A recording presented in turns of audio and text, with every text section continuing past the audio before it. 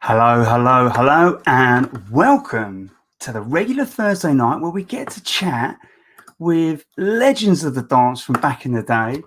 And we've had a good run so far. We had Fantasy a few weeks back. We had Rat Pack very entertaining last week. And so this week it brings me great pleasure to bring a legend from the scene who not only helped forge the sound, was a staple part of the Moving Shadow roster as well as many other labels as well, and now is going to be kicking off a new label, Overshadow, as the first release, which we played on Tuesday. So it gives me great pleasure to introduce the man, Blame. Yes, mate. How you How you doing? doing, Jay? How you doing? Good to I'm be doing here. very. Indeed, mate. Indeed, I've got to say, I'm loving this synergy in the blue backgrounds. We It's worked like it kind out in of advance, didn't we? We both went to IKEA. We both picked out the perfect color scheme. it's not as quite it's nowhere near as embarrassing as like going down the pub with your mates and you're both wearing the same shirt. You're like, Yeah, someone's got to go and change. yeah, but we had, So we had to be syncopated up in here, didn't we? I think so, mate. I think so. So listen, welcome. Thank you very much for the time today, mate. I'm really been looking forward to this ever since we locked this down, mate. So there's lots to talk about in from when you got started. There's a ton to talk about of where it's all happening now. So I want to kick it off really.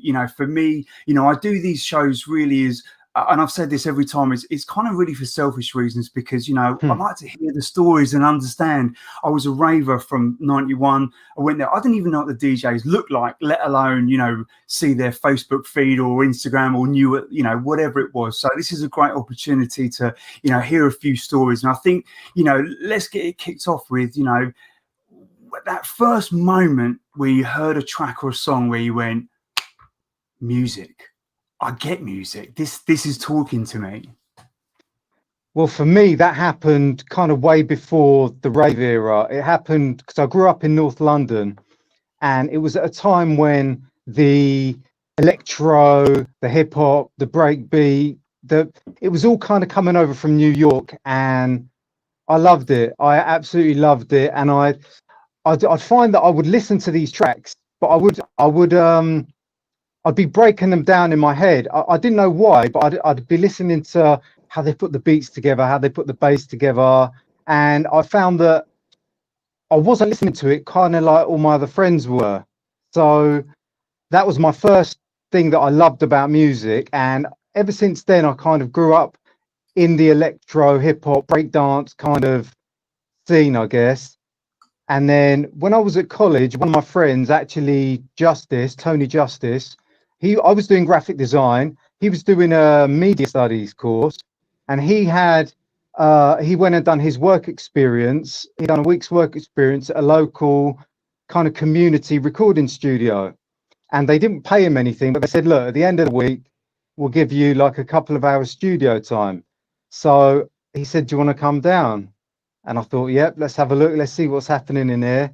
And I turned up and I thought, you can just bring breakbeats in and you can just put samples of like your favorite hip hop records mixed with like sounds from early house tracks. And you can actually do it and you can walk out of here with a record. So we actually made our very first record, which is called Death Row. And it came out on Chill Records. I don't know if you remember Chill, I NRG and Yeah, and do you know what? I remember picking that up at Soundclash last year. The guy did there a was like a repress of it. repress of that. Yeah. So we made that and we just thought, "Right, let's call a record label." So we called Chill. Yeah, let's have a listen. He took us to Wimpy as the first deal. It was like, I'm gonna spoil you guys, I'm gonna take you to Wimpy. We're not even going McDonald's. You guys are allowed a plate with your burger. We're going upper class. So he took us to Wimpy and he said, you know what, I want to hear something else. I need to hear another track. So we went back in the studio and we did the other side, which was called Murder and MCs. But the studio we couldn't use the same studio. So we used one that was actually just down the road and it didn't have a sampler. So it had this thing that it was like it sampled like a second but you had to, every time you wanted the sample to come in, you'd have to press this button. So we had this vocal, murdering, and so one of us was like pressing the button all the way through it. So if you ever listen back, it's all out of time and coming in the wrong places. But we went back to him, and he was like, yeah, I'm going to, I'll sign it and I'll release it. And it was pretty mad. And it was a real like baptism of fire in the music industry, because we received our first royalty checks and we got £20 each. I mean, look, So you wouldn't get that nowadays, mate. yeah, I don't know how many million Spotify streams we need to get for that. But yeah, so but it kind of showed me, do you know, you can just take some of your favorite sounds and samples, go and hire a studio, and you can make a record. So and that was like when I was 16, 17. So this when you were 16, 17. So this would have been like 1991, around this time? About 90, yeah, 91. Okay. And so did you have what were you kind of listening to musically at that time? And was that kind of influencing what you were making? Yeah, like I was like listening to hip hop, and the thing was, there was kind of a bit of an aversion to, like, you know, some older people in the area were going to these like Summer of Love raves and all, you know, those massive, I guess, rain dances and all those sunrise and all those kind of big epic raves. And it was all about, no, it's hip hop now, you know, and that's kind of, there was a bit of animosity, and it wasn't really hand in hand yet. But then as soon as people start hearing them sampling the breaks from my favorite hip hop records and then mixing them up with that, I thought I can have some of that. So that was it really. I just took some of my favorite hip hop records. I took Run DMC's Run's House break. And I took a few other samples, and I found I heard Seal singing Music Takes You. I heard that on the radio and thought, I bet I could put that over that break. Had no idea. So I just picked all those records up, turned up to hired the studio, £7.50 an hour. I had enough for 4 hours. I'd saved my money up, saved my pocket money up. So I had enough for 4 hours and hired it and just put it all together. And the crazy thing is, I know it sounds a bit like mystical or whatever, but the universe was showing me this is what you need to be doing for the rest of your life, because now I know about tuning. Like, there's no way you could just pick all these samples and they just all work straight away. Like, there's everything's got a bit, there's different keys, there's different timings, there's different everything, but it all just worked. I just put it down and it just worked, and it became Music Takes You in 4 hours. And it kind of showed me, yeah. So now, I mean, I haven't been able to replicate that ease of making a track. I thought it was easy. It was a real mistake, because I was like, yeah, you just make a track, you turn up for 4 hours, you make a hit record. I'll do another one in a few weeks. It's all good. I'll enjoy this one while I won't make any more music now. This one's popping off. I'll enjoy what I'm doing. But then I realized when I got back in the studio, it's not that easy. No, making a big record isn't. No, I'll bet. Well, let's kind of dig a little bit deeper in that. So obviously you're starting off by hiring studio. So there's an engineer in the house. They've all got all the outboard gear. I'm assuming like an Atari ST or something. I didn't have Atari ST, a Casio sampler, one of those big old analog desks, and they had a reel-to-reel instead, to record your track on. But really, I didn't have a clue what I was doing. I didn't even know. Like, I've got all the keys here. Forget knowing what one particular note was. That was just. I have to say, do you know what though? I thought of this earlier. My first musical experience was I got kicked out of the recorder class at school because I would always want to play my own riffs in. I wouldn't want to play out of the book. I'd go, no, I've worked out a better one. So they kicked me out of that. So that was my only musical experience before making my track. Well, do you know what? I remember in secondary school, I hated my music teacher because he just forced classical music. He wasn't connected. There was, there must have been a 50-year gap between how old we were and how old the teacher was. and I just didn't enjoy it in any shape or form. So at the exam, I just sat there, and he forced me to write my name on the piece of paper, and he posted it to my mum and dad and said, "This is what your son's done in music. He has no future in the music business or music or whatever." And I was like, "Ha!" I made a little. He's probably logged in now. He's probably listening to you now. I doubt it. If he's still alive, he'd be well over 100. That's for sure. He's probably not into hardcore anyway, or jungle. No. So listen, I want to pick up on something that was very interesting, actually, because not many people, when they're listening to music, are deconstructing it straight away. You know, music is very much obviously an emotional thing. You like it, you don't like it, it's all right. It makes you feel happy, sad, you know, whatever it may be. So that's obviously quite interesting. There's definitely something that was sewn in there with you that was destined to kind of follow this path with just an organic, natural movement towards going, oh, that sound, and pulling that together. So once you'd kind of gone to the studio, at what point were you thinking, need to probably do something at home now? Not for a while, because it was like I used to go into the studio and I'd look down, and if you ever look behind these mixing desks, there's like about 500 wires.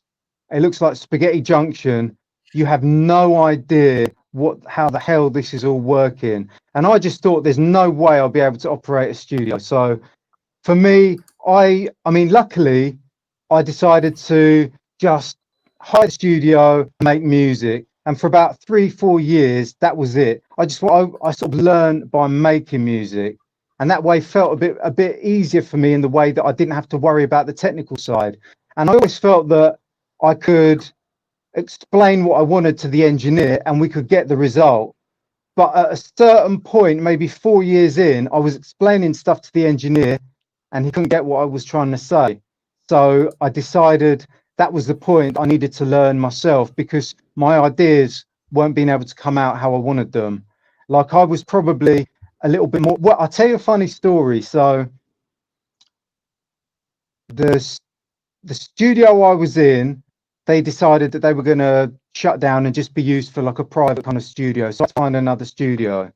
And so I went to this new studio. Where was this, by the way? Where was this? Was in Luton. This was in Luton. Right. So I found another studio, and so you've got to be organized in a way that, right, here's the break. I call that, say, Run's House break. And I call that the Apache break. And I call that Funky Drummer, whatever it is. You're telling them, right, call it that. But he would write break 1, break 2, break 3. And so I was like, no, call it like Run's House. No, I'll just call it break 1. I mean, just kind of useless. So anyway, he's named all these things, and then we're flying through the truck. I'm like, right, we need Run's House in there. Then I want to filter, get the Funky Drummer in there. We're going to get that in there. And he's like, whoa, what number is that? Break 1 or break 2? And I'm like, do you know what? This is showing me I need to do this myself. So it kind of really frustrated me. I was so frustrated. I got my own studio. Yeah, fair enough. That was it, really. Do you remember what the first bit of equipment that you bought was? I had to go and buy a lot in one go because you couldn't just buy one thing. Otherwise you just got a sampler with nothing else to do. So I had to get the computer, the sampler, the keyboard, the mixing desk. So it was like the biggest crash course ever, setting your own studio up. Wires everywhere. Where's that humming noise coming from? How do I get that coming out of that? And it was a real nightmare for about 6 months. And the day I got it, all the boxes are in my mum's bedroom. This was in my mum's bedroom, so I'd be hanging my clothes off the simps. Like I didn't even have a clothes rack anymore. They were just off the keyboards, off the samplers.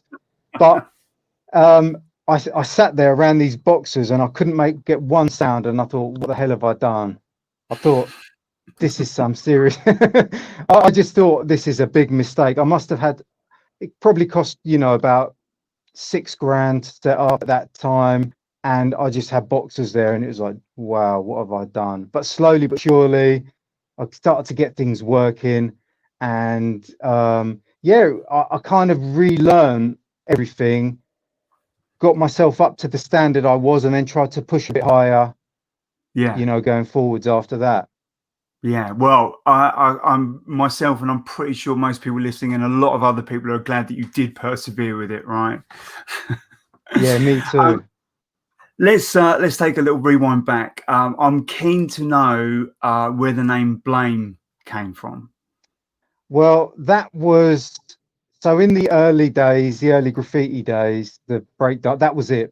Blame was a name I used in my graffiti time. So it just kind of, I was sort of known as that name.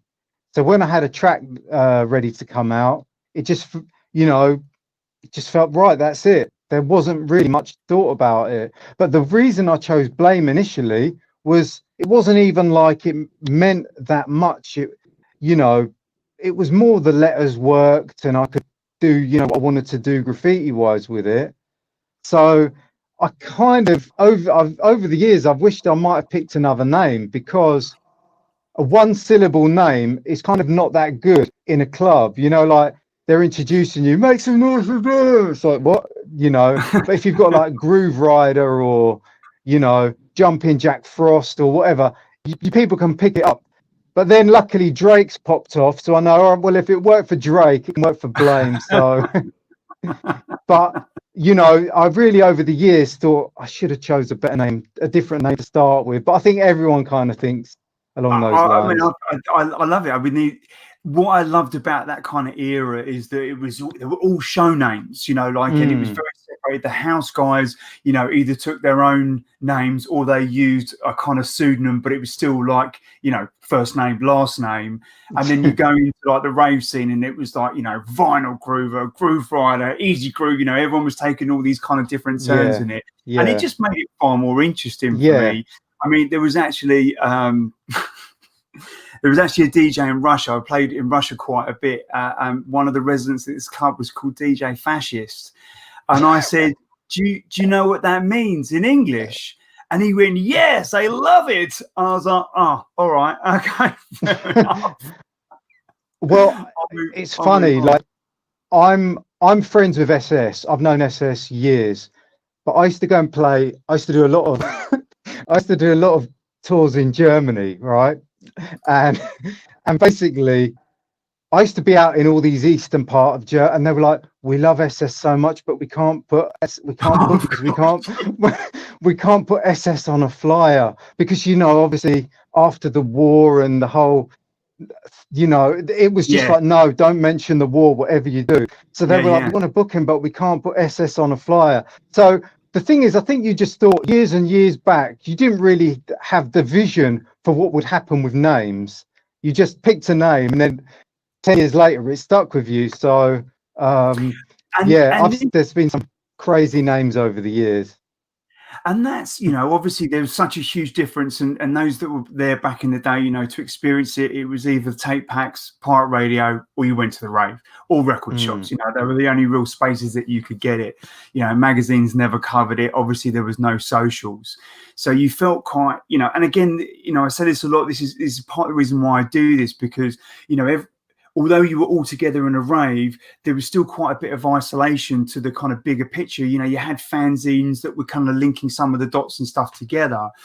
But, I don't think anyone really back then realized how big it would have got from, say, like, 1991, throughout the years, its journey from hardcore to jungle to drum and bass to then these kind of phenomenal festivals with thousands of people, people still loving this music, 30 odd years later. I guess it must have been like very much kind of an in the moment vibe that you were having while you were doing this, right? Yeah. And the thing is, you'd never imagine, like, I'm talking to everyone like about Music Takes You. Even to this day, people are always messaging me about it. And at that time, in those 4 hours in that studio, I would have never imagined I'd be talking to people on a phone in your hand, because back then it was just pay phones or your mum's phone. That was it. Yeah. A phone in your hand on something called, the internet. Someone on the other side of the world instantly. It's like we take it for granted, but really you'd never have imagined it back then. And, like back then it was like people's phone numbers were printed on records and, it was it was a whole different. It was like the Wild West as well. Like people just sampling records, going nicking whole parts of other tracks, and if you've released a track, someone would sample your whole track, and then it just become a real. The Wild West is the only way I can explain it. Yeah, yeah. But yeah, Well, there was no vision of what this could be. It was all in the moment. It was exciting. It was like a real youth movement. Everyone was just in the zone, making amazing stuff. And every week, something more exciting, taking it up a level would be dropping. And it would make you be like, do you know what? I want to get back in the studio and do something better than that. So it was always moving, always developing. And there was so much competition to try and make the best track. yeah. So that kind of leads me on to one of the questions I was going to ask you.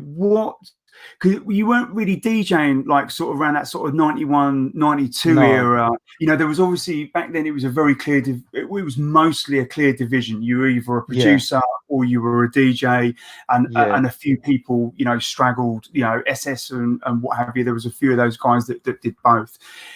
What were you doing? Were you kind of actively going out to all these raves all around the place to see what was going on, or how were you kind of keeping in touch with the scene? I really wasn't. It's kind of a mad thing. I was telling someone the other day that I've made the best music when I've been staying at home, just locked in, not listening to stuff, just making what I think sounds good. And so a lot of the time I made Music Takes You, and I hadn't really been to many raves because I was too young. You couldn't get into these things half the time. I mean, the funny story is, me and my friend, he had an older brother, and his older brother had a girlfriend, and they had a few friends. So they were like in their early 20s going to these raves, and we were like 16, 17. And we had to pretend that they were girlfriends to like get into these raves. So we'd be standing in the queue with these girls that are probably about a foot taller than us. And you get to the bouncers just look at you and laugh and go, "Nah, you're all right, mate. Back in the car. Not today." So we couldn't really get into a lot of these. That's the maddest thing. So I just was hearing snippets of stuff and just going off my own intuition, really. And so that's something I've always kept in mind, of not to be too absorbed in what's happening right now, because you don't want to be sounding like what everyone else is doing. You just want to be far enough away from the curve to be original, but still in the ballpark. And I found that's been something that lesson has stayed with me, and my biggest records have always been along those lines. So I wasn't in all these clubs all the time. I wasn't really DJing because, 15, 16, 17, you couldn't really afford to be buying 20 white labels a week.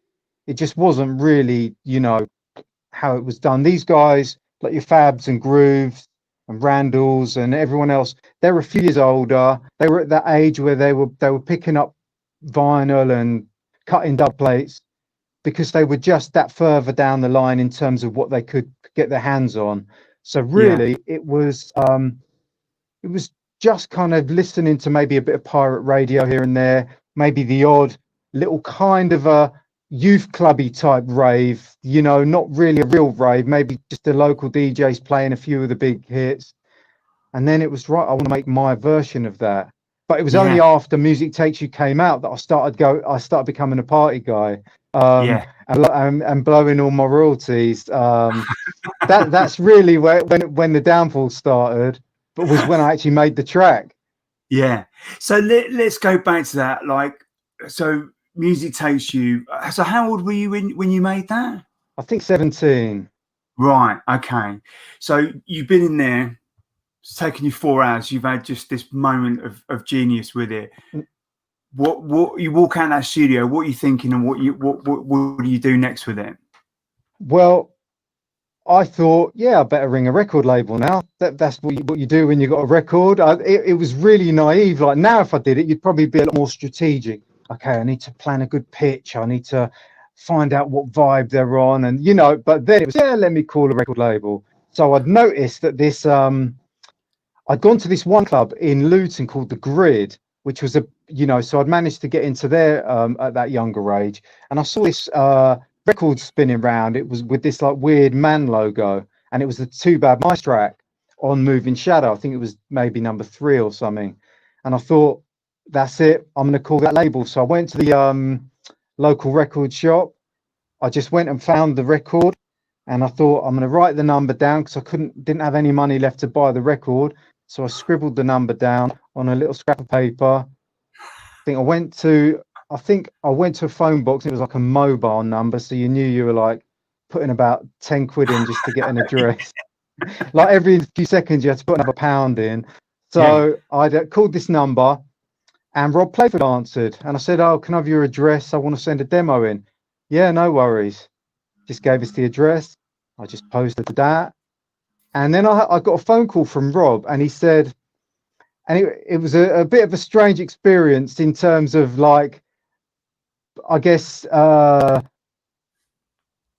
getting a vibe of different business people, because I'd never really negotiated or done anything like that. So he said, yeah, thanks for the track. Yeah, it's all right. It's all right. Yeah, leave it with us a week and we'll get back to you. I was like, all right, whatever. I just thought I didn't really get the right vibe. A week later, I get a phone call. Oh, that track's amazing. It's going to blow up. Yeah, we need it. It's a Moving Shadow anthem. We got to have it. And it's only years later that I found out he went and played it to Too Bad Mice, and they were like, whatever you do, you have to sign this track. This is a banger. Don't miss this one out. So I was quite shocked that I've had these 2 different phone calls from the same person in the space of a week. But I was like, yeah, cool. I'm cool with that. So Moving Shadow sent the contract, I signed it, and then there's a really strange period of nothing, right? Where you're going around telling everyone, yeah, I've got a record coming out, right? So you're telling everyone you've got a record coming out. You're 17. Everyone's thinking, this guy, I don't know what's wrong with this guy here. He's just lost his mind. And so I'm going, yeah, when my record comes out, yeah, I'm going to do it. But and nothing was happening. It was so quiet. So the track was probably getting mastered and pressed and all that. And then one day, my mum's phone just started ringing off the hook. And what had happened is Top Buzz had played it in this set that's now become legendary on the internet. And so it got played. Everyone, it was the kind of tipping point, I guess, where the track picked up some real momentum. And after that, it just was non-stop. So that period of quiet was then just suddenly changed to, you've got a big record on the road. So it was really weird as a 17-year-old going through that. Do you remember what set that was that Top Buzz played it at? It was one that everyone still talks about. It might have been a New Year's Eve type set, a famous one. Yeah, it's one that everyone's. Yeah, that's one of my favourite sets, hands down. Is they played the last set of Fantasia '91, Takes You Into 92. I think that's it. I think that was it. And that was really the moment. Like, it was kind of like a tipping point. That's all I can say. That after that, there was Jumpin' Jack Frost played it here, Carl Cox played it there, Groove Riders played it there, you know, LSD's played it there, and it just kind of blew up every single pretty much night of the week. And then someone's like, you've got to come to Camden Palace and hear your track. I was like, how do I know they're even going to play it? Because trust me, that they're going to play it in there, right? So we went to Camden Palace. I'd never even heard it out in a club.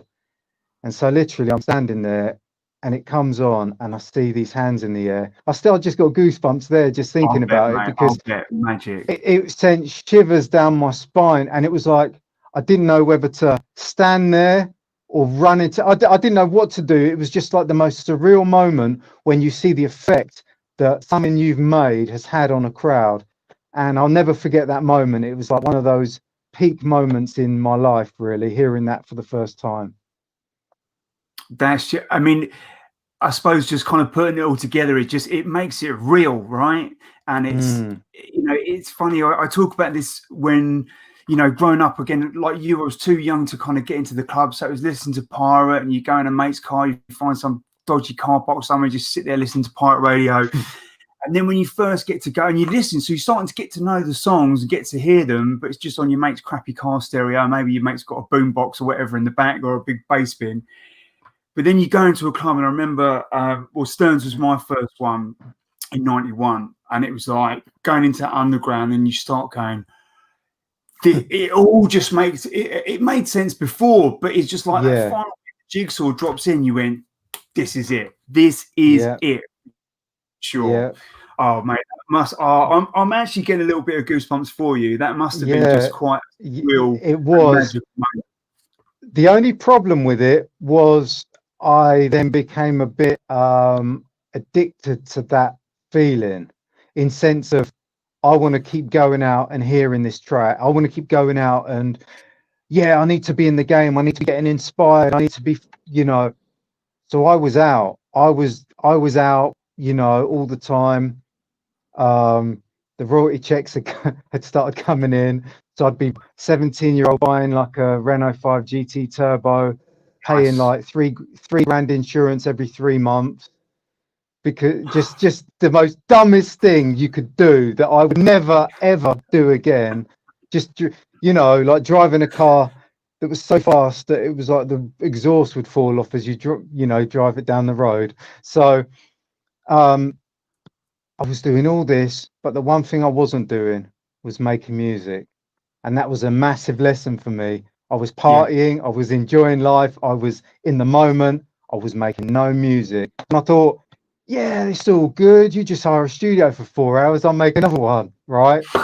That was that was the real learning curve. That was the life lesson, because I suddenly realized it's not that easy. Making a hit, you've got to dedicate. You've really got to dedicate your life to it. You've got to stop going out. You've got to stop being doing all these things all your friends are doing, out every night of the week, partying, living that life. You've got to be studying. You've got to be coming up with ideas. You've got to be thinking about new breaks that no one else has used. What sound can I use? How can I get a vocal in there? And I suddenly realized this is really hard. And so my next and Moving Shadow were really keen, pushing me. We need to follow up. We need to follow up. So we did the Feel the Energy EP, and it was a bit of a, when you hear about the tricky second album and all that stuff, how it's really hard to do a follow up. And so I put the track out, and it was getting played, but it wasn't like Music Takes You, and it was a quieter time. The phone wasn't ringing as much, and I suddenly realized I've learned a real lesson here, which is you've got to dedicate yourself to this. You can't just take it for granted and assume you're going to make hits just by running around partying. That don't happen. But I guess I'll give myself a break. I was that young, but I after that I never did that again. It was real dedication. But the mad thing is so for all these years I thought nobody liked that EP. I never really got many messages about it. No one really said anything. So you had Feel the Energy, and you also had a track called Are You Dreaming and Sound of Angels on there. But it's only in recent years, like in about the last couple of years, where people have said, Are You Dreaming is one of my favorite tracks, but no one ever told me. So for all these over 20 years, I was thinking it was this failure.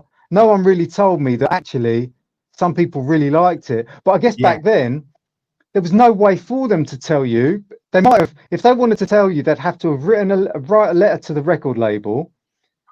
It goes into some big bin bag at Moving Shadow. Then they'll never show you that. By the time you turn up, that bin bag's been slung out somewhere around the back of Rob's garage. And so, I never really knew that anyone liked it until these recent times. So it's kind of been nice. The internet's helped me rediscover that people like that track. Yeah. Would you? So look, a couple of things. One, obviously, it's better that you rediscovered that at such an early part of your career to be able to give you a full lengthy career out of it. But secondly, also, those tracks like Music Takes You, Far Out, Don't Go, all those massive signature tracks of that era. Some of them charted. Everyone knew the name of them. But so many of these releases, like I'm still discovering tunes from that era, and I've not stopped listening to it for the last 28 years, and I'm still finding tunes. There's people in a few groups. Sam, the encyclopedia, she's always putting up new tunes. I'm like, damn it, it's another one on the want list. But you're discovering these new music, and they were white labels or whatever. So it doesn't surprise me that people are finding it. But like you say, there's also now that medium to be able to connect to people and have that that human connection, whereas before you never would have had that opportunity. No, and that was the thing. It was so really people would have written letters in. They might have said, oh, I really love this track, this is a letter, I want to write this letter to the guy who made it, or but the shame is these labels were pretty much all run out of people's front rooms in houses, in their like 2-bed house. So their whole living room was like a storeroom of vinyl. Like we were saying, the graphic design office at Moving Shadow was the the cupboard under the stairs of this 2-bed, or it was a 2-bed house. It was a cupboard under the stairs, right? That was the graphic design office. So there was no way all these letters would. Yeah, Sean literally, luckily he was a bit smaller so he could fit in there. But literally that was it. It was any spare letters, they're getting slung out. So we wouldn't even really see anything. But now I'm like, I think, I wish I could have seen and responded to a lot of these things, because, people were really writing meaningful stuff about what the tracks meant to them. And it was just getting kind of not replied to and whatever. But I guess at that time, it was just blown up so crazy that we haven't even they didn't even have time to open half these things probably. Yeah. But yeah, it was a mad time seeing all these amazing labels being born out of little 1-bed, 2-bed houses. It was a movement. It was a whole movement. Yeah. And Moving Shadow and people like yourself were definitely at the forefront of that. I'm going to open up and ask if anyone wants to ask a question, just however you listen, YouTube, Facebook, whatever. Just pop it in a comment and I can bring it up on screen. And I think I'm not sure if Sean's listening, but what was it like working with Cy and Sean and Rob at those guys at Moving Shadow? Well, I didn't work with Cy and Sean because they were doing their thing. They did the remixes on their own at a later time. I went and worked with Rob. And again, that was a real life lesson for a youngster, working with somebody that it was tough. It was tough because basically what happened was, so I made Music Take You at that other studio. We'd sampled Seal. I'll tell this story first because then it leads on to why I had to work with Rob. So I sampled Seal. I thought, yeah, you can just sample a vocal. It's no problem. Everyone does it. I thought they'll be happy when they hear it. Seal will love it. It's all good. So I sampled it. Track kind of did its thing, blew up. Moving Shadow, get a phone call from Warner, which is Seal's label. So they said, look, we need to have a meeting about this. This track's getting a bit bigger than we thought. Seal likes it, but we want to have a meeting about it. So Rob went and had the meeting, and they actually, I think they were going to go for it and sign it properly with Seal singing on it, which would have been nuts. Yeah. But I don't know how my life would have been a 17-year-old signed to a major label with the fact of what I just did after getting my Moving Shadow royalties. God knows what I'd have done with a major label's royalties. So that's a whole nother story. But but in the end, Seal was gearing up. He'd done his Adamski track, Killer, and he was about to do the Batman soundtrack. So I think he didn't want to be tarred with another kind of rave type track. So in the end, they were like, look, just take the vocal off and we'll all just move on from this. So I had to go and work with Rob in Rob's studio. And it was a different experience because he's the type of guy I hadn't met anyone like him in like growing up in the kind of area I did. because he could go from hot to cold in kind of quite in a matter of a second. So everything's great. And I swear, by the way, because this might enhance the story of what happened in the studio. But he so everything will be going great. Swearing allowed or not allowed? Yeah, you go for it, mate. I'll bleep it out. Don't worry. So I'll go so first. basically, yes. So basically, everything's going great. That sound works. That sounds works. Because we had to do a few different mixes. I know you wanted to talk about how many remixes there were. So we had to do a few mixes. But then when we hit a point where, okay, this break's not working, I need to think of something else, he'd suddenly smash the computer in anger. Right, that's where the swear word will come in. So he'd smash the computer in anger, and I'll be like, what the hell is going on here? Everything was moving along nicely. We've just hit a little stumbling block where I need to give me 10 minutes to figure out another angle here. So, and then when you finally figure something out, it's all cool again. And I thought, yeah, I don't really like working in a studio environment that felt like that. It just was a bit I don't know, unpredictable, a bit just you want a cool experience in the studio. You're always going to have stumbling blocks, but you want it to be chilled, relaxed, everyone working together to get over those stumbling blocks, not like a massive stressful smashing the equipment up scenario. So that's pretty much what it was. It was like gear getting smashed when things weren't working out. So that was kind of what it was like, but I never got to work with Simon and Sean. We were always like, I'd be there on one day and I'd see them, I'd leave, they'd be coming in, and vice versa. So it was kind of like revolving doors at that house, really. Well, Yeah, I've bad actually got a times. question from Two Bad Mice, and they've said, who is your favourite member of Two Bad Mice? I've got that. I love both those guys the same, in different ways, because there's something about Si that I'll always remember how unselfish he is, right? He would find a sample and he'd ring me up and go, I've got a sample for you, I've got a vocal for you. They could have used it on their own track, but he'd he'd actually generously go, I found this is a blame sample, we want you to have it. And so I'd never forget that to this day, of how generous he was with that. And Sean, so when me and Sean worked together on a track called Transitions a few years later, he built, I still feel bad, he built these lovely racks in his studio for all his vinyl.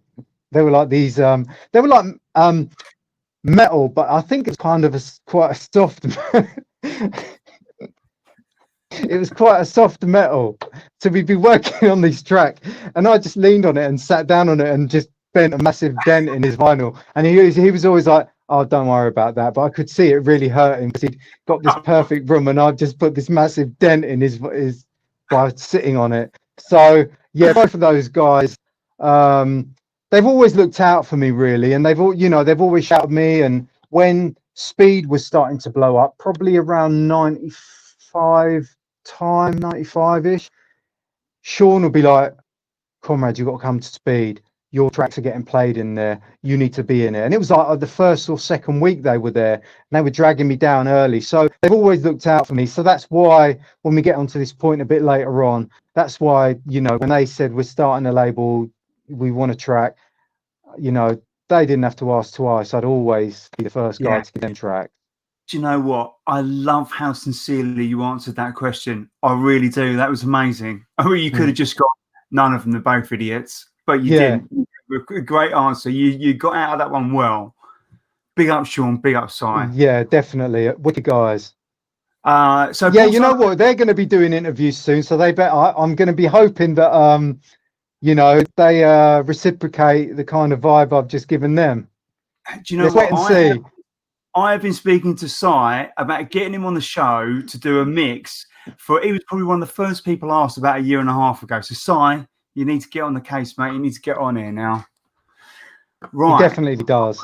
From Mr. Paul O'Sullivan, who says, any news on those DAT tapes you found, comrade? When are they getting pressed to vinyl? Well, I don't know if people that might not have seen my Facebook post, I've found loads of DAT tapes that I made tracks on over 20 years ago. Probably, yeah. And what happened was, when I moved into this house, I must have stored them in the back of the garage, and then over years, you know how things get. It becomes a junk room, and it was like something out of Storage Hunters. And I just decided, you know what, I'm sure I've got some tapes there. People keep asking me, oh, what's this track? What's this track? You know, they've heard these tracks on mixers, and I think, I'm sure that's one of mine. It might be. I'm not sure. It sounds familiar. I might have made it. I can't even remember, because a lot of these were made quite quickly. Like I might have made a track in a day. So what I used to do is I'd make a track in a day just to play it out.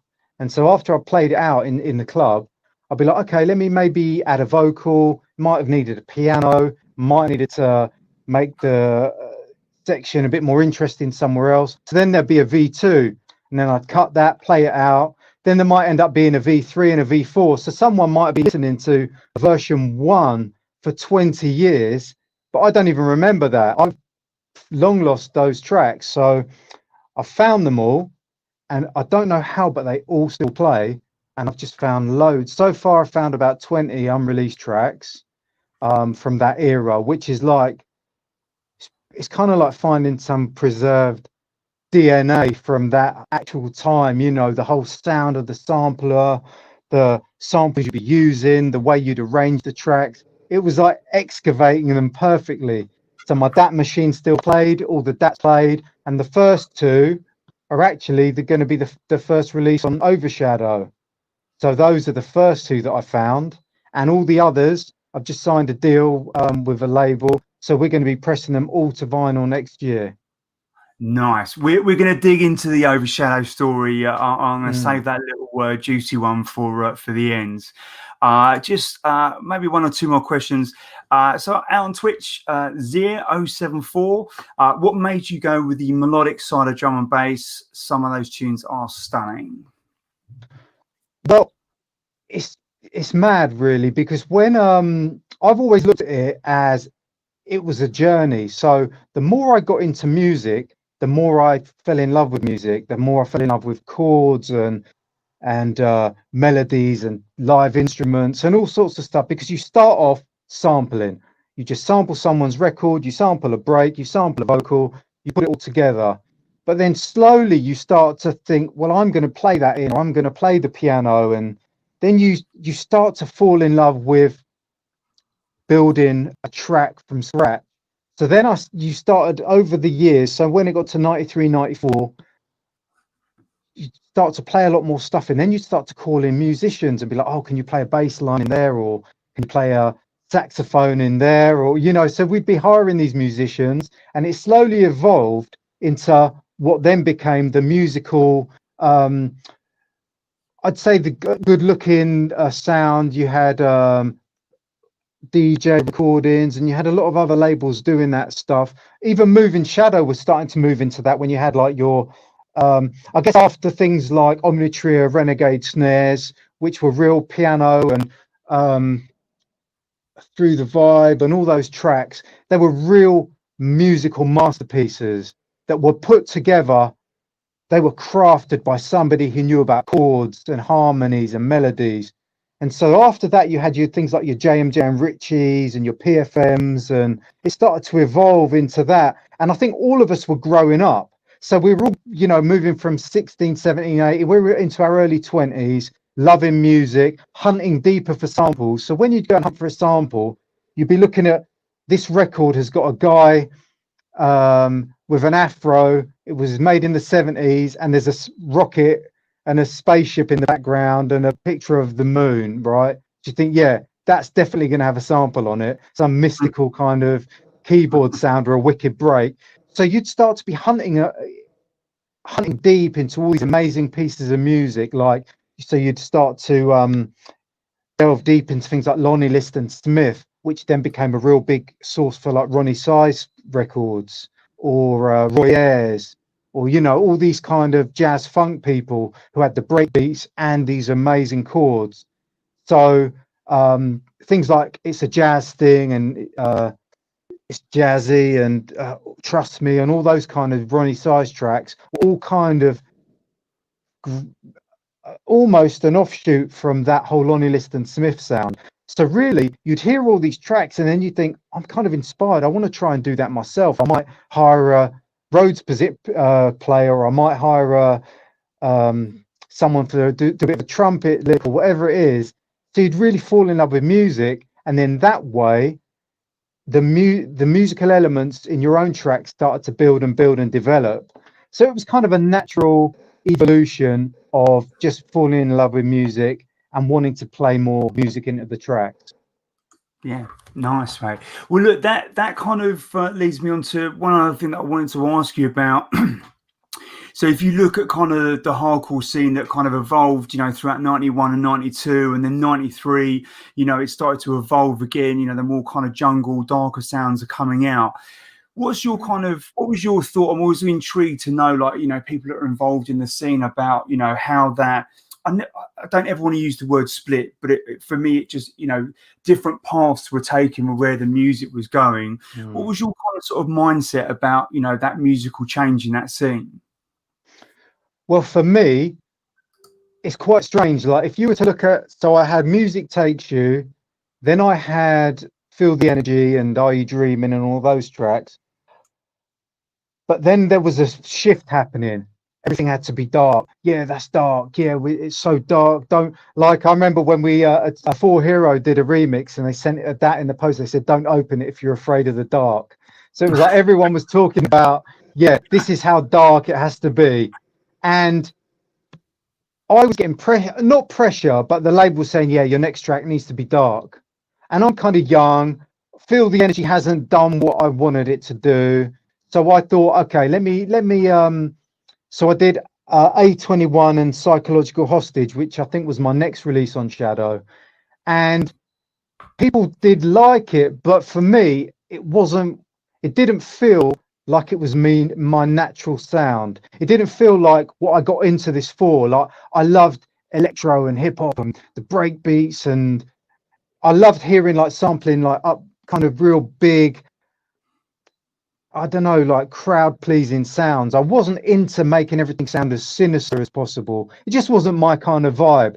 So I did that track, but I sort of at that point I might have stepped back a bit, and maybe at that point I started working. I got a job. I was a graphic designer, so I started working, and for a few years, say 2 or 3 years, I was just kind of in a bit of a no man's land, just sort of thinking I've not lost my way, but where everyone's going isn't what I'm about. So, but then what happened was I made a track. You played it the other night, actually. Subcommittee, A Music Takes Me, and a track called Groove Research. And that's when Sean called me and said, "You need to get to this club called Speed because your track Groove Research is getting battered every week by Fabio, and it's this deeper club. They're loving that more musical sound that you kind of doing." And so I went there and I heard that, and I heard all the PFM tracks, the JMJ and Richie tracks, Wax Doctor, Alex Reese, Photech, our tracks were all being thrown, like you'd hear Pulp Fiction and Rings Around Saturn and all these tracks. And I thought, this is it right now. This is what I'm about again. So it was that little period that I felt a bit that it wasn't a good fit for me. But suddenly this whole thing was, yeah, right, I'm back in the game now. And that was it. I went hard again. I just full on in the studio, and I never looked back after that. So the next pivotal one for me on Shadow was a track called Planet Neptune and Neptune. So Neptune was a more musical track with sort of that whole underwater dolphin-y kind of vibe. And Planet Neptune was your harder, more metalheads sound. And the great thing was both tracks were getting played. Planet Neptune was getting played at Heads on the Blue Note, and Neptune was getting played at Speed on the Thursday. So it was like both sides of my record were kind of in these pivotal moments in time in these clubs. So that was a great moment, and that kind of catapulted me into the next sort of phase of my career, I guess. Nice. So in what kind of producers would you note as being sort of influential? You respected the ones that you kind of sort of spotted and were admiring, you know, as you were kind of building up your skills and tunes. What sort of era? Let's start around 92, 93. 92, 93. Well, I used to, people are going to hate me for this. I love hits, right? There's nothing better than having a hit, and there's nothing better than hearing your track on the radio. It's just amazing, you know, like you're driving and you know, you're off to somewhere and your track's getting played out of the radio. I love tracks that so many people love. And so I would like look up to people that had massive tracks. So I'd be loving, you know, things like from your but you know, like Some Justice and Congress, Mannix, Feel Real Good, Sweet Harmony.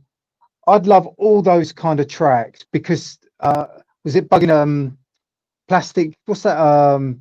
Made in Plastic Jam. Buckhorn and Plastic Jam. Yeah, all those tracks that were just real epic, big moments. Moby Go, just T99 Anastasia, Sweet Sensation by Shades of Rhythm. I just loved those. I love tracks that, like, when T99 came on in a club and I heard it for the first time, I thought the heavens were opening. Them intro stabs. It was like, you know, like, so I loved a lot of R&S stuff, Beltram,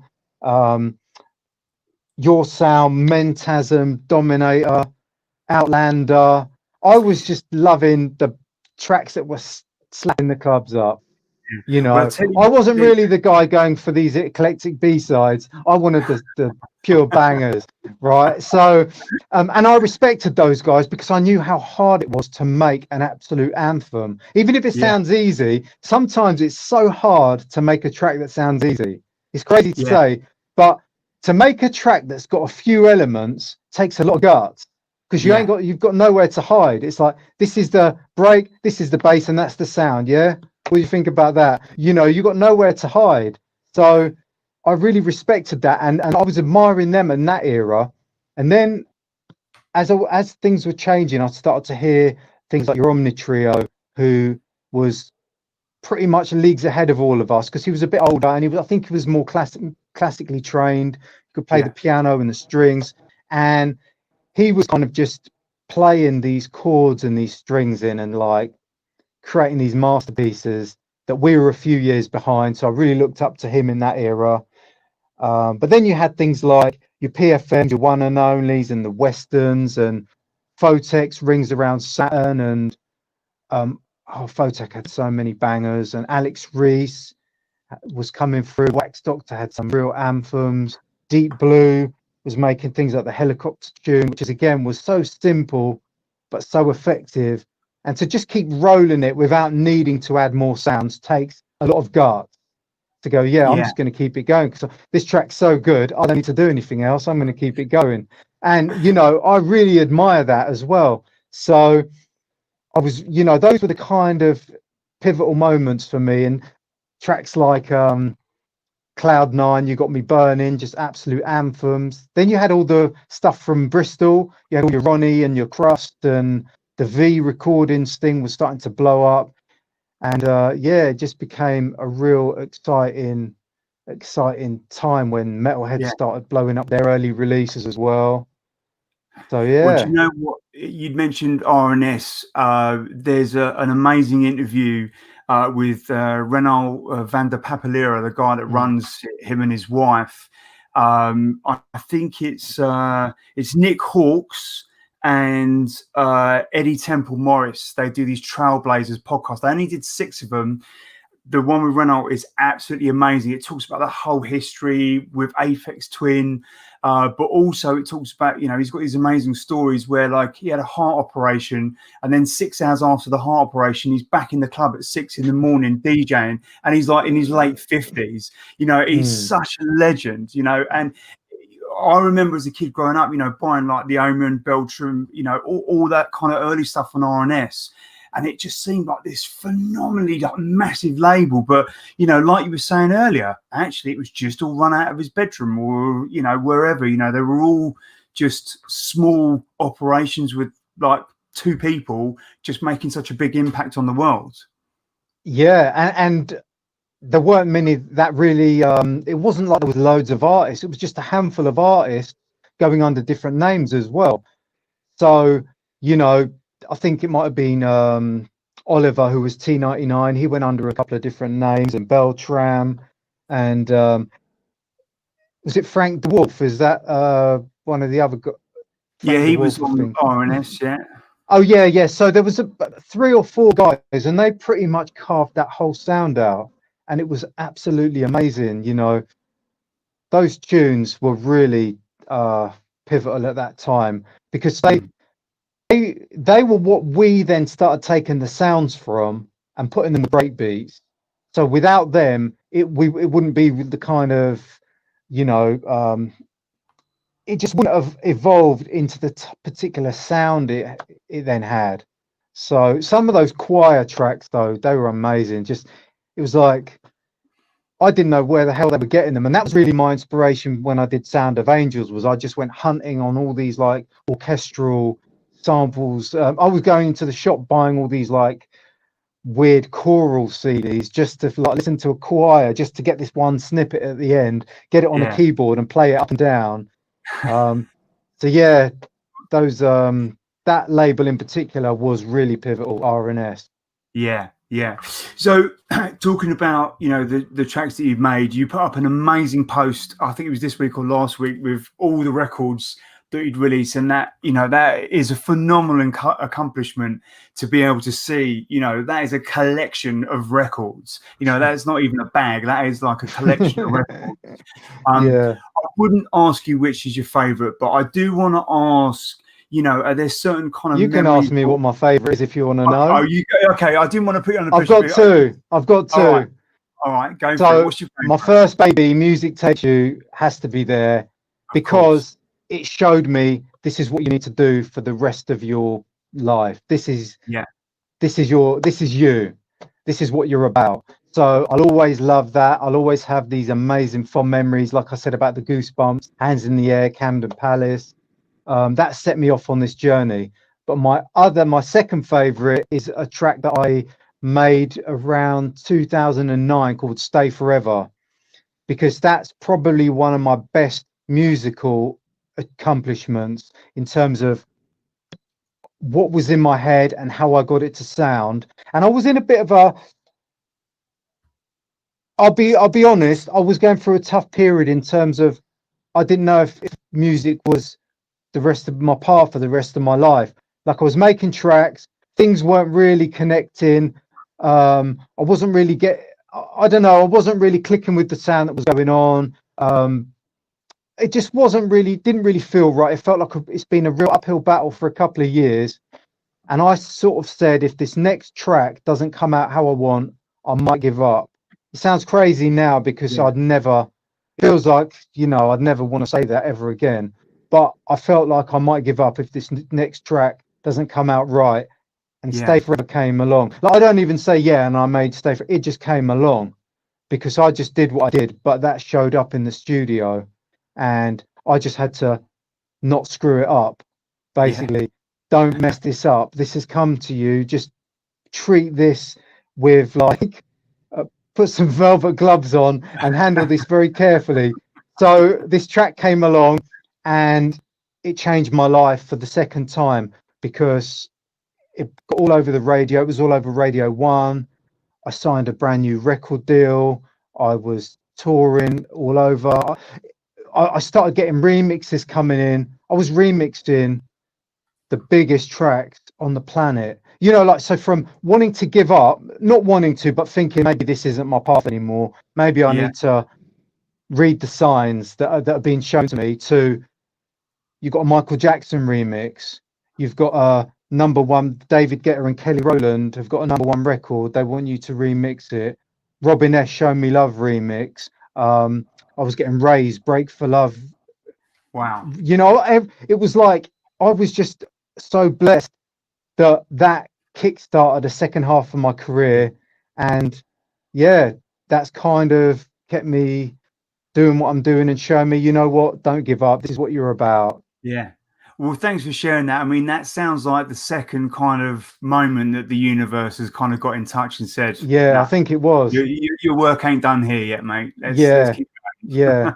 yeah. And the funny thing is so one of my good friends, Mampy Swift, so I'd be sort of, playing him tracks and he'd be like playing them out in the club. And he was sort of at a time thinking about, he's got kids, what's his future going to be? And, we were both in this period. And when I went and played him Stay Forever, and I just sat there. And what would happen is I'd ring him up at like 2 in the morning and say, I've got a track. And he's like, yeah, come over. So I'd drive to his house at 2 in the morning and we'd be playing tunes.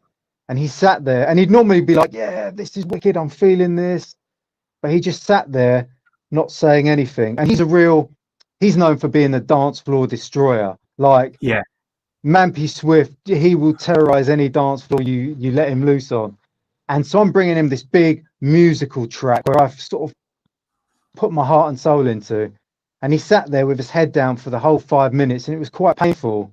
It was quite. I thought, oh God, this is real awkward. He don't know what to Say say. something. Say something. And at the end, he just looked up and said, "This is the track that I want to play as the very last track before I retire." So when he Wow. said that to me, Wow. and he was like, I want to release this on my label. And I said, do you know what? I can't give this to any other label after you've said that to me. No other label, no amount of money, or yeah, we'll get you this, or you can do that. Nothing will compare with somebody who says that to you. So I'll always remember and respect and have love for Swift for saying that. And he stands by. He goes, yeah, I said it, I'm still going to do it. So it came out on his label, and the real Yeah. shocker was everyone was like used to all these absolute bombs on his label, not bombs in terms of like Yeah. dance Yeah. floor Yeah. No. bombs, right? Yeah. Real Yeah. ammo. And then Stay Forever came out, and it was like a big musical number. And everyone was so shocked at how the hell is this on Swift's charged recordings, but it works so well because you can't, that's what I was saying the other day. It's so boring when a label so predictable that, oh, that's our sound, that's what we do. That there's got to be a bit of a spark and something exciting and what's fresh and what's new. And so Swift took that chance and he went for it, and it really worked out for both of us. And yeah, so that was how that No. story kicked off the second part of my career, I guess. Well, that's awesome. Well, look, so you mentioned that those are the two favorite tracks. So I have to ask you, do you know officially, and I don't know the answer to this, but do you know how many versions of Music Takes You there are? Do you know I'm what? gonna, Let's work it out. all We'll right. work it out. But I want to start by saying I haven't touched that track in over 20 years. And I get literally about 3 or 4 times a week. Yeah, you should do a new Music Takes You remix. You should do a Music Takes You remix. And my answer is, look, I don't want to be the guy that does, yeah, the Music Takes You 2010 mix, the 2012 mix, the 2014 mix, the 20. I don't want to be that guy. Just, you get a few quid, you get a few royalties, but I don't want to be the guy to rinse out a track forevermore. Yeah, So I always say to these people, let the track, just let it live as a great memory in everyone's mind. Let's not yeah, ruin it by rinsing mixes out and doing these. It doesn't need to. People love it. It's got so much emotional attachment to them that why rinse it out with crap, with, I don't want to say crappy remixes, but yeah, yeah. just cheapen it just for a few quid. It's not worth it. The money's not worth it to me. I'd rather leave it there and just let it stay as an amazing memory in everyone's mind. So and also, I say there was a reason why they did so many remixes back then that I didn't know when I was younger. So what happened was, so when I signed it to Moving Shadow, we had the original Seal mix, and there was the A and the B side, and I did a peace mix and a war mix. I think everyone loved the war mix. So Yeah. that was the first two. Now, then when we had to take Seal off, they said, right, we need to go back in and re-record it without Seal. So I went to Rob's studio and we remade Music Takes You. Then he said we need 3 other mixers. I says, okay, why's that then? He goes, no, we just need 3 other mixers. And I was 17 and I thought, look, who am I to go, do you know what? This is my artistic expression. I just thought, listen to this guy. He's got a record label. I'm 17. He's had hits. Who am I to don't dig your heels in? So I went with it. But really, I've realized since that the reason they had so many remixers all dropping at the same time is because they all count towards the chart position. Ah, there you go. Right.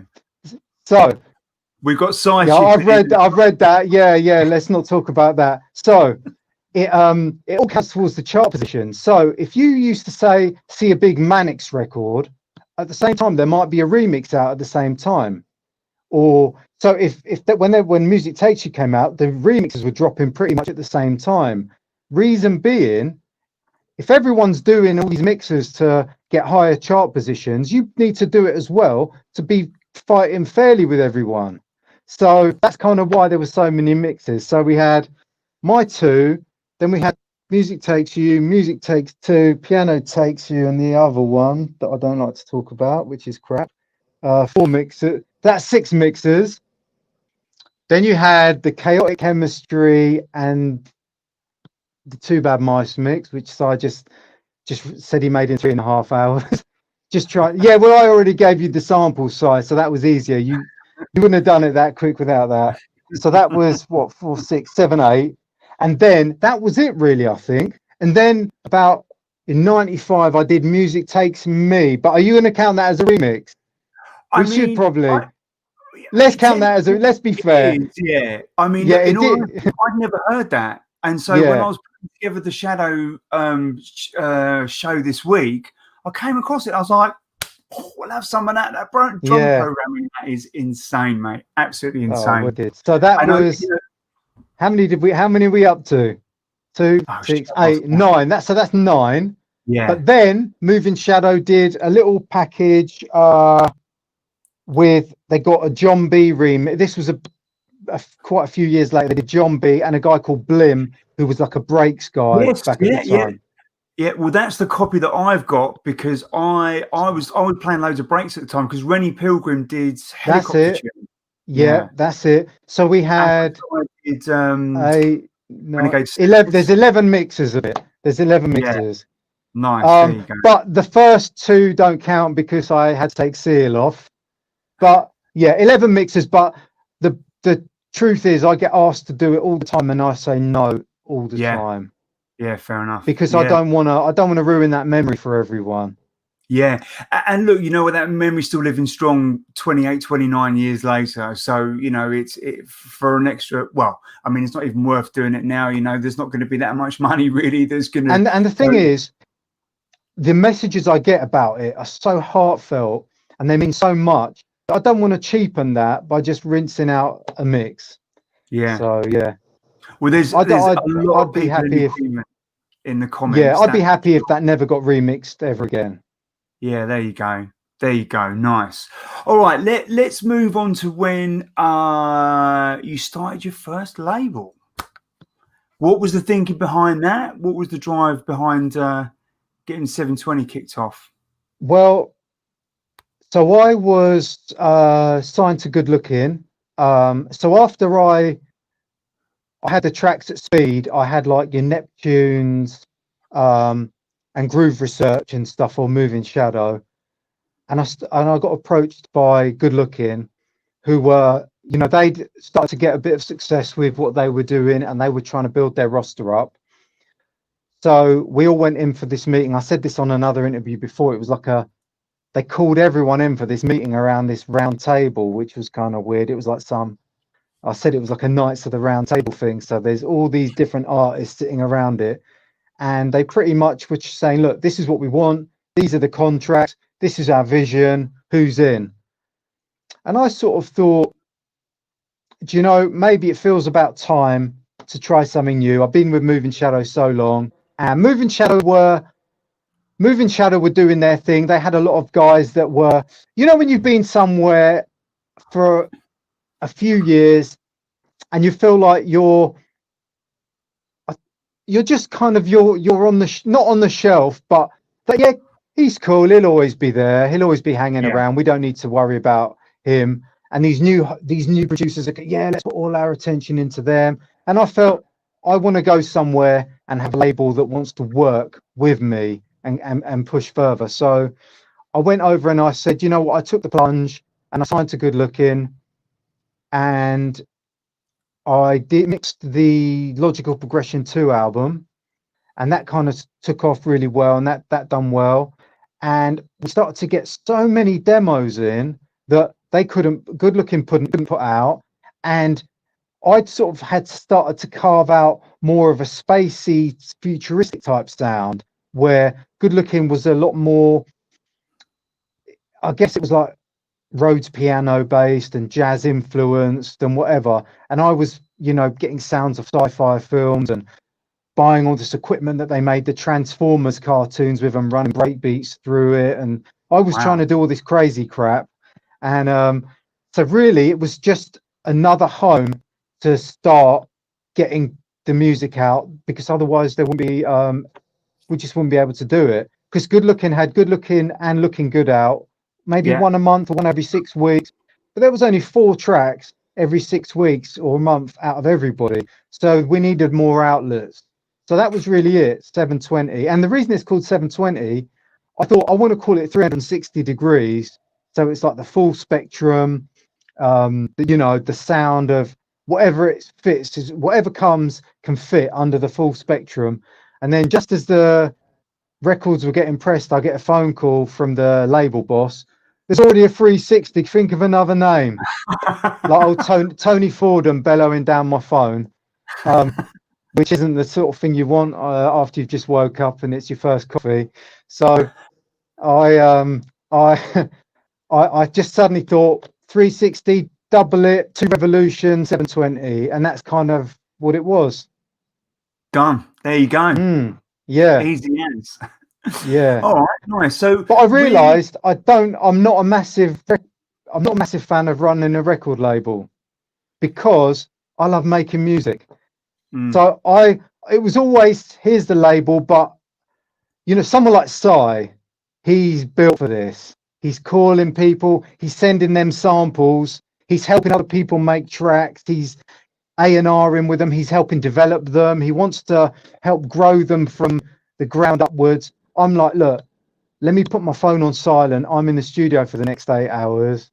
I love making music, and I realized I don't want to shuffle papers round, because a lot of it is accounting, royalties, release schedules, a lot of it contracts, a lot of it's stuff that I just don't love doing when I want to make music. So I realized that. I thought, yeah, you have a label, it's great. You just make a track and you release it, everyone plays it and loves it, and you just make more. But there's a lot of the admin. I didn't want to be the admin guy. yeah, I, yeah, I wanted to yeah, be in the studio doing what I love.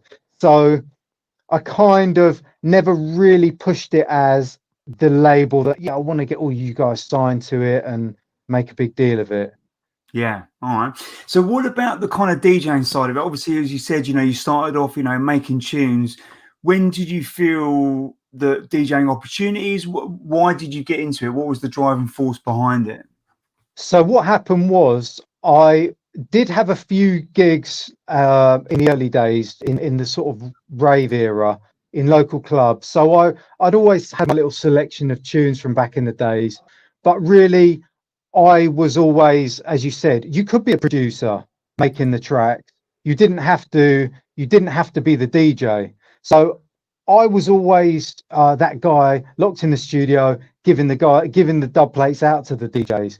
But when I had that round table meeting at Good Looking, and they pretty much, their business model was, you make the tracks, you would tour the world, you do a massive mix, we sell thousands and thousands of mix albums, you do these extra other tours, you do this. It was all part of their package of how they did it. And Yeah, so they pretty much singled me out and said, why aren't you DJing? And I sort of was like, well, I like making music. They're like, yeah, you need to be DJing. And it was like, right. next Thursday night you're in Germany. You're on at 1 till 2. So I was like, oh god. Oh. So basically, I literally had a set of sound labs, and I thought, no, I've got to upgrade these things. So I went and got a set of Technics, practiced for a week. That was it. Went to Music House, cut about 20 dub plates, and just turned up like, yep, the DJs. Where do you want me? But it was, yeah. I kind of, and then from there, I pretty much toured for the next 20 years, Wow. non-stop. Yeah. Straight in So, head first. yeah. And some people say, oh, that's not fair. You know, I've been trying to DJ for all these years. You just get a phone call and you're out there touring the world. Well, it's not But quite that simple. well, the reason you get the phone call is because you made hundreds of tracks to get into the room for them to say, right, you need to be in front of people now promoting this. Yeah. And it was at a time where the split between making music and DJing was becoming kind of together in a way that they wanted to book people even if they didn't DJ. So I remember they'd call big massive producers and say, we want to book you, and they go, I don't DJ. They go, we'll pay you like $1,000. They go, well, I don't DJ. We'll pay you $2,000. I don't DJ. We'll pay $3,000. All right then, right? So then they turn up to do the gig, and they're terrible. They're clanging all over the place, right? The mixes it's horrible. And then the promoter goes, I don't know what happened. We booked him and he was absolutely terrible. I'm like, yeah, but he told you he wasn't a DJ. You just chucked so much money at him that he just said, yeah. And now you're complaining that he clanged out the club, right? So it was at a time where you sort of had, you had to be the DJ to promote your music. It was part and parcel. So I had to make that jump. And it was cool because a lot of these tracks, like the DATs that I found, were my DJ tools. So I'd make them really quick. So the funny thing is when you're in the studio and if you're working on a track that you think this is going to be my big track, you start to feel a lot of pressure and you start to make decisions slowly. Oh, I don't want to mess this up. And right, I've got that good, right, let me be careful about that. I can't just go hammer and tong and start changing things. So I decided to give 1 day a week to just go wild and make a track, cut it on dub plate and play it out. And that was what these tracks became. So then they've all ended up on these DATs. So I'd make these tracks 1 a week, play them out. And then I literally had a whole set of unreleased tracks that nobody else has got, just so I had that extra angle as a DJ. Because you always need that angle. Because the kid before you warming up, you don't want him to have the music you've got, because then, you know, what are you bringing to the table? Yeah. So yeah. I used to make all these tracks for my own DJ sets. And so it kind of became part and parcel. The DJing and the production were like something that went hand in hand. Yeah, and back then, obviously, it was an expensive business to be different from other people. You know, cutting dubs week in, week out. You know, that's you know, well, that was one. I mean, I counted some of the dub plates because I found a lot of them, and it was funny. I picked some of them up, and I didn't realise there's actually a bit of metal inside these things. The black, what looked like the record, just fell off it after being like preserved in my garage for 20 years, and it was just like a silver bit of metal. So yeah, you used to spend 30, 40, 50 pounds on each one of those, and you've got 20 of them in a set. After a few plays, they start jumping, or you know, they start to sound dull, so you have to recut them again. It was, and also going to Music House was a real pain in the arse, because their queuing system was left a lot to be desired. It was so basically you turn up at the front. So what you'd have to do, if you got there after like midday, or it's after 1 in the afternoon, you were in trouble, because Groove, Frost, Brian G, Hype, Mickey Finn, everyone was there. You might be there till 10, 11, 12 at night. So what I try and do, I'd be there early, right? So I'd be like the efficient, organized one, and I'd be there at like 12. And so I'd be there before it opened, ready to get in first. But then these damn happy hardcore guys, right? These idiots used to try and get there at like 10 in the morning, and they'd be standing there cutting their happy hardcore. What So you'd be having to like, you'd be like, Look, don't out early me on this thing. I need to get my dubs and I need to go to the airport, and these guys are doing their thing. So it became a real nightmare because you'd have to get there earlier than the happy hardcore guys. I mean, did no one ever think to go down there on a Thursday? This was on all sorts of weekdays. This was every weekday pretty much. I'm sure it was they were open every weekday or whatever days they were open. It was like that. Yeah. It was Yeah. crazy. Everyone I've spoken to all says the same story. I mean, you know, there was the great sort of camaraderie there and chatting, doing a bit of business and stuff. But Yeah, like you say, if you, depending on where you were in the pecking order, you know, cutting a couple of dubs could take you 6 hours. yeah. And I also tried another place once, which I never went and did that again, which was Jar Tubby's. He was like a famous dub cutting guy. So I drove all the way there. It was amazing. You booked a slot. You actually called up and said, he says, yeah, you're in at 2 o'clock. I was like, this is like a new era here. I mean, this is like the world's opened up. I'm feeling this. I turned up, like, I got there early, all ready to go, all organized, parked up. And I got there, and the guy who ran it, Jar Tubby, was standing there with the cutting lathe, was in bits on the floor, right? It was like, it looked like a set of Lego that had just been chucked all over the floor. And he was standing there with like a wrench and a hammer, and he looked horrified, and he goes, yeah, it's probably going to be a bit of a wait. I just thought, this ain't, I don't even know when this is, if this is ever going to be rebuilt again. So that means I went straight back to Music House and with my tail between my legs and joined the queue. Talking of like DJ sets, how would you prepare for them? Like, would you pick specific songs for certain nights or certain countries? Like, how would you kind of go about approaching a set? Well, I sort of,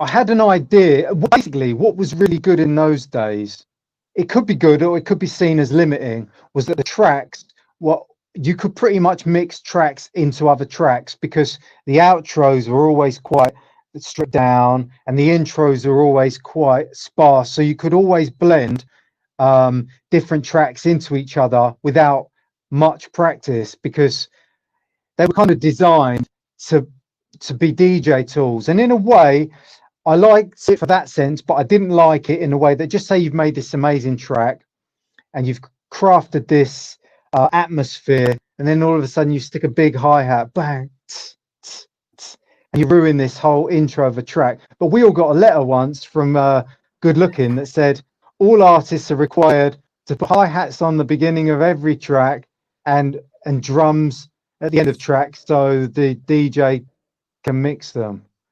It was like a letter, a formal letter that we all got. I wish I kept mine because I'd have framed it. We got all kinds of letters from those guys, I tell you. But I wish I kept it because it was just another one of those. I think I must have shredded it with pleasure.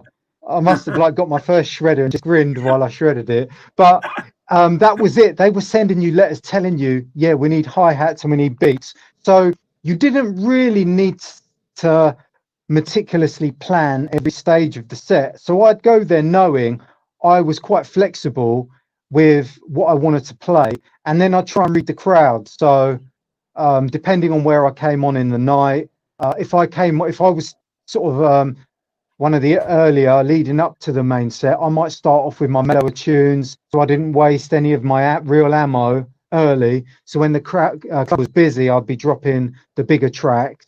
Or if I'd come on later in the night, I'd go straight in with, you know, the ones I'd saved that I knew were the crowd pleasers. So I'd always kind of have enough for like 4 hours worth of dub plates, but Wow. I had 4 hours worth of dubs, and you'd always end up playing an hour to 2 hours. So I'd always be kind of moving around within that, knowing where I stood with the time of the night. Yeah. I think it just reminded me actually. I think we played together actually. I played after you or before you in Romania in Timișoara. Yeah. TM based festival. That was a good festival. Yeah, that was. It feels mad now, doesn't it? Like playing at those kind of festivals. Yeah, Doesn't just seem leave my house people. mad, mate, to be honest. Yeah, yeah. But that's the thing. The problem is when DJs used to plan their entire sets out.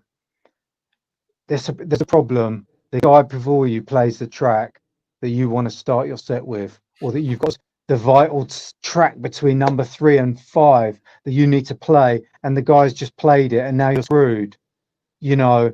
So, and also, if the crowd are like, these guys are up for it, they want to hear something lively, and you've got this real, I don't know, deep journey planned out. You've got to be flexible. I think the best DJs always are the ones that have got a lot of ways that they can approach it, and Yeah, it's all fun because I think you'd let your guard down if you've been practicing the same set and you're mixing. You'd kind of be like sending yourself to sleep.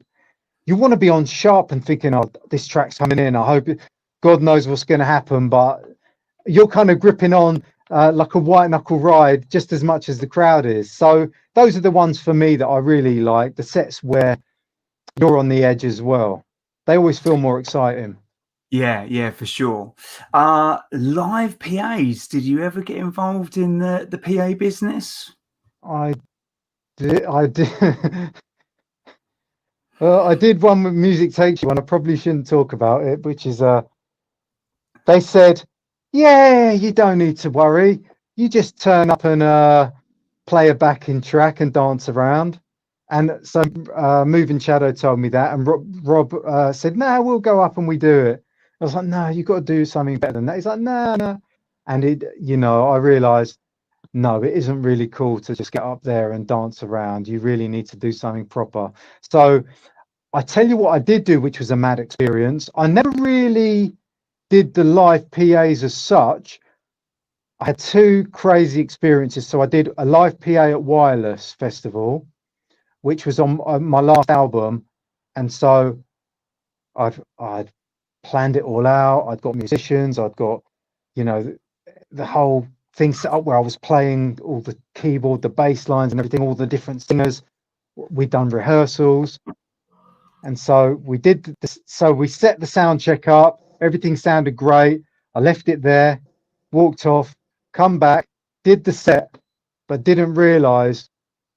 So I had the laptop was playing the backing track, and I was playing the keyboards over the top of the different sounds that I wanted to play. The sound guy had kicked the power cord out of my laptop. So literally at the very last track, when it was like, make some noise, da, da, da, da, da, da, and I just saw shutting down. The universe shone on me that day because my laptop literally shut down the second the set finished. No. Oh, Yeah, mate. so I realized I didn't really like having to have that type of pressure with, where's the vocalist, they're here, they're on first, oh yeah, they're stuck in traffic. And it was really stressful with having all these different pieces of the puzzle coming together. But what was really cool was I got the chance to do Maida Vale live for the Nice. BBC. Yeah, that was a real big moment. So we performed live my last album, and it was live on Radio 1 Extra, which was a wicked moment to know that I've done that. And you had like, the history of Maida Vale with the Beatles and with everything and all the amazing acts that have played there live. And so to know that I've done that as well was really cool. But it's a lot of stress and a lot of preparation that takes my valuable studio time away. And that's Yeah, really what it is for me. I love the studio. If yeah, I have a couple of days out, I don't feel right. I feel like I haven't recharged my batteries in that way, that it feels like it's a part of me that I can't ever stop. yeah. It's Yeah, therapy, it's kind of right? weird. Yeah, it's therapy. It's just, the world isn't right for me when I'm not doing it. Yeah. Like if I go on holiday, I'm itching. I mean, it sounds bad, but some holidays I'd be on, I'd have the headphones on, hunting for samples, hunting for ideas, working out chords, and I'd be doing all this crap when I should have just been enjoying my time on the beach or Yeah, whatever. yeah, But I'm there doing work. So I'm not that bad anymore. I do like to have a holiday, but yeah, I guess knowing you had to work that hard to kind of be at the cutting edge and try and remain, you know, relevant or at the top or in the mix with what's going on. You really had to work hard because what's tough is new. It's shiny and new is always better for people. So when the new Yeah, guy appears with a hit, he's the guy. You've got to work so hard. Like I always remember Jay-Z saying he'll never be red hot anymore. No, he'll never be white hot. There's always going to be the new kid who's white hot, but he always wants to be like red hot in the background, always there relevant, but he knows he'll never be that white hot guy because that's always the whoever's got the hit that week. yeah, So yeah. working hard to kind of stay relevant and in the game takes a lot of work. So And yeah, I guess that's what it is. I think even more so for drum and bass producers because the level of production from a technical aspect is just phenomenal. I kind of put drum and bass production up there with pop production. It's super advanced and feels way above beyond. So it's the musical aspect. Making stuff that's relevant. Ensuring technically that you're still crafting and honing your skill. Years and years later and. We were talking about this a little bit before. I'm loving like these videos that you put out on social media because it gives that great little personal insight into what you're doing. There's a little deconstruction. There's having a bit of fun. There's showing, your musical skills, actual musical skills, not just kind of pushing buttons. And it's just a nice personal insight into that. And I think, it personalizes the music, which, is very hard now because music has become not disposable really in a sense. Like I remember when Spotify first came around, so I'm getting attacked by flies. So I've got a Spotify account. So great. What do I listen to first? I've got 60 million songs to listen to. It was just the choice was overwhelming. So having these small things that just have a little story behind them, it's like, oh yeah, I'm going to make a real effort to check that out and see what's going on there. So yeah, kudos for doing those videos. I Oh, really well, the enjoy them. thing, I'm glad you like them, and it's been great and really enjoyable for me to connect with so many people and see the love and the response that they've been getting because, so some of the first ones I did have, reached real crazy numbers. And it was just me thinking, I don't know if anyone's going to like this. But you kind of, you put yourself out there on the internet, you put yourself out there to be kind of shot down. It's quite a cruel place if people aren't feeling what you're doing. Yeah, So you have to really take a chance and have some guts and go, do you know what? I'm going to play this and put it out there, and hopefully some people like it. So it was great when I got the amazing response I did, because what I was noticing, as you were saying about the Spotify thing, is the attention span became really short. So you'd say, here's my brand new track. Everyone's like, great, what's next? It's like a track used to run, a hit would be there for like 4 or 5 months. And I used to love that. I used to love hits that you heard for 4, 5, 6, a year, 2 years. Like, let a hit have that run. yeah, Let it deserves it. This whoever's made this hit has crafted something that deserves that moment in time. It doesn't deserve to be a 30-second soundbite and then they're on to the next thing. yeah, And so that was one of the things for me that I I feel that I'm a bit let down by in what's happened with all the digital stuff, was that people haven't let hits have their love. They've a hit lasts for a couple of weeks, then it's gone. That's not good enough. A hit should be played and cherished, and like how we were talking about all the classics, your SL2s and Liquids and all the R&S and Outlanders and all these massive anthems. Let them have and the Mannix tracks. They need to be run for years, and they deserve to be run for years. But it feels like it's become so quick and disposable that what's new, what's new, what's new, instead of what's good. I always think play what's good, not what's new.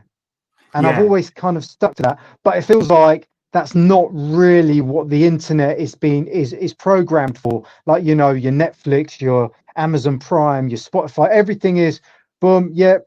Oh, I'm not going to wait till next week for this. If it's not if it's not a whole series, I'm not watching it. Now the funny thing is, if it's not like multiple series, if there isn't like 7 series to binge watch, I'm not interested. Yeah, yeah, So it's become really disposable. And what's been great is, I know we might segue into it, but the whole overshadow thing. So yeah, just dropping these videos, we've been running these tracks now for a good month or two, trying to build the hype, and everyone's still loving them. And it feels like the old days right now, where we're not just going, here it is, right, see you later, we're on to the next one. We're like, let's keep building this, let's make some special products, let's do some competitions, let's sign some copies, you know, let's make a deal out of it, and let's make something special for the listeners as well as the label. You know, let's go on this kind of journey together, and yeah, not be so disposable with it. yeah. And do you know what? I 100% agree with you. I think putting more effort into something now goes a long, long way. Is it harder work? Yeah, of course it is. But that's the whole point, right? You put in, you get out what you put in. Look, this kind of does bring us neatly to Overshadow. To say that there's been huge excitement and buzz around it has been an understatement, to say the least. You know, it was a great honor to be able to play both the tracks, and I couldn't have thought of a better producer to kickstart a label, you know, with this kind of ethos. So I'd love to kind of hear your story about, you know, how your involvement with Overshadow, you know, came about, and yeah. Well, Sai's been calling me. He's all every few months there'll always be a phone call, like an update of, we're still thinking about this. Are you up for it? I'm like, Si, when you're ready, just call me. Then he called me a few months later. Yeah, we're really thinking about. We think the time might be right. We want to get all the guys back together. You know, there was so much history with all of us with what we did with Moving Shadow. We really want to get all the guys together, start something fresh, a new chapter. Are you up for it? I'm like, yeah, I told you I'm down. Just let me know. But then that tied in really neatly to me finding all these old tracks in the back of the garage. AKA, I like to call them the vault, which sounds a lot better. You know, it makes it sound like it wasn't just slung behind some old garbage that I've just been kind of.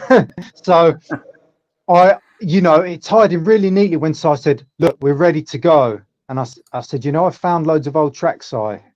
He says, "What era?" I said, 95, 96. Let me hear them. I sent him Lift Me Up and Star Traveller.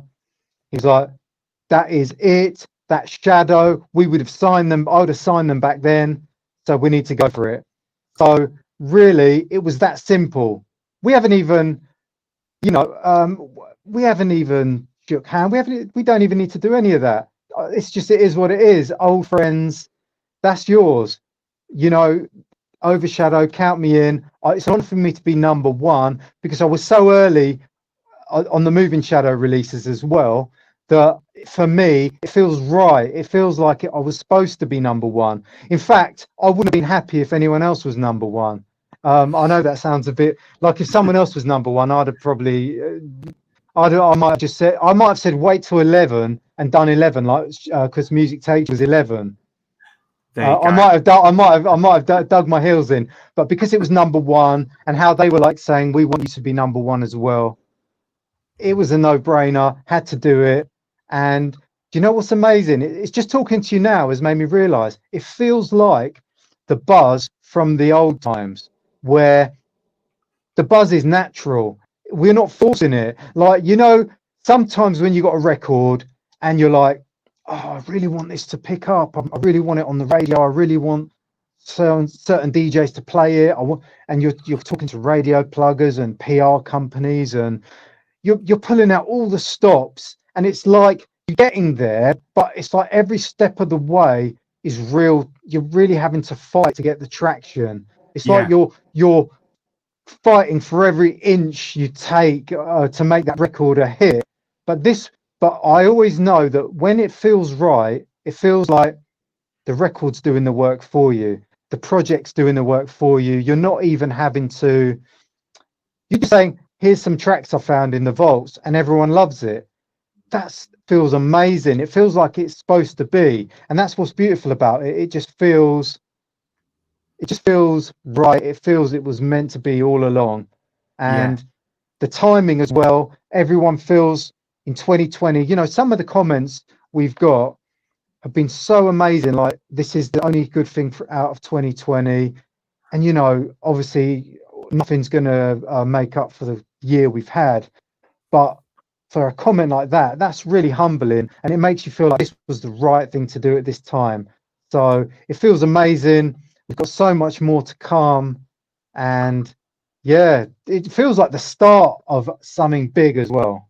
Yeah, I mean, look, it's lovely to hear that, because when you remove those pressures away, you can start reconnecting to what made you love it in the first place. It's just, I want to Yeah, make good music. I want people to hear it. It's as simple as that. And I think, the two tracks, for me, really do kind of perfectly capture that kind of shadow sounds. There's a more kind of funkier bass one. You've got the nice Amen one lift off as well. And I think both of those, you've captured just two nice slices of that shadow era from that time. it feels like, yeah, now you say that, it feels like, because Shadow kind of had a few eras, but there was the two in particular that were next to each other. I always see as like your sort of Omni Trio ish era, the pianos, the amens, the vocal hooks, the hands in the air type moment. And then you had the Cloud9, Nookie, JMJ, and Richie, the more funk. We were going a bit more musical with the samples, and it feels like I picked two tracks that perfectly sit on either side of that divide. So when Simon said I would have signed both of these to Shadow, it was, yeah, that was it. That was the exact thing that made me say, yeah, that's why they need to be with you. Yeah. Well, I mean, I love both the tracks, and I think with Cy and Sean behind it, and artists like yourself, and I'm pretty sure, I think they've leaked already that Dom and Roland potentially is the second release. So it seems like the old gang is definitely coming back together, and I'm sure there'll be some new names in there as well. I know that Cy's been very active in kind of getting demos to send over to him as well. So I Well, I've think, never seen a label as active as he is on demos. He he's now built a team, a demo listening team. He's got emails set up firing off to all members of teams for demo list. So if you're an artist and you've been disheartened that I've sent demos to labels and not got a response, these are the guys. I'm just an artist as well. This isn't this the I'm just the artist on the label, which I'm cool with because like I love making the music. They're the label guys. But if you're an artist and you've been disheartened, fire them your music. But make something that you feel that they'd like and fire it over, and it will get listened to and you'll get responded to, because they're really, Simon's one of the best A&Rs and last real A&Rs that I've worked with in the game, where that was his job. He didn't have like the ego of he wanted to be the artist. He didn't want to be, yeah, I'm the artist, so I've got to have the best track. I'm not going to sign anything that competes with that. He was always, I want to make everyone else bigger and better. So you know what? He's the guy. I've seen he's just made a comment there. So yeah, he's the guy. Any producers, it's definitely worth shouting Overshadow. nice, mate. Well, listen, I think I've taken enough of your time. I just want to thank you very much for all the amazing stories and insight you've given it. Like, this is, like I say, this is just great to be able to hear these stories. You'd never find this information out back in the day. I wish, you all the best, continued success as an artist, mate. Thanks, And I'm Jay. pretty sure that's on the cards. We've got the Universe Intervention #3 coming in with Overshadow. And I'm sure that will give you a nice push, continue Yeah, to push forward, mate, for sure.